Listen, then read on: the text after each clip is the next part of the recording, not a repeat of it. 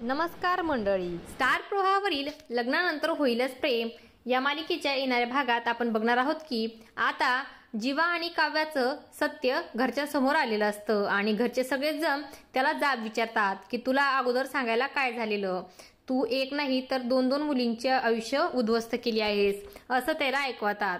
पण हे जीवाचं स्वप्न असतं आणि त्याला या गोष्टीचा भास होत असतो।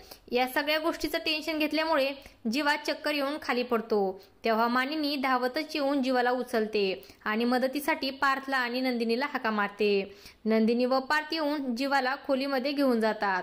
काव्याला सुद्धा जीवाची खूप काळजी वाटत असते, पण तिला काहीच करता येत नसतं।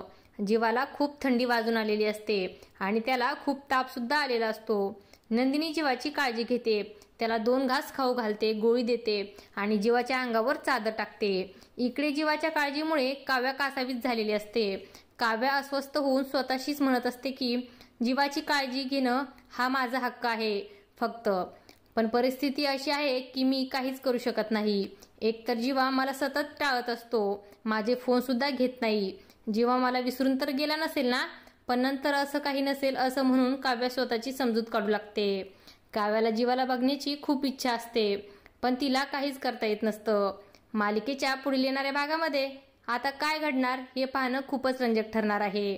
अशाच मालिकांच्या नवनवीन अपडेट्स बघण्यासाठी आपल्या चॅनलला सबस्क्राईब करा आणि व्हिडिओ आवडला असेल तर लाईक आणि शेअर करायला विसरू नका। धन्यवाद।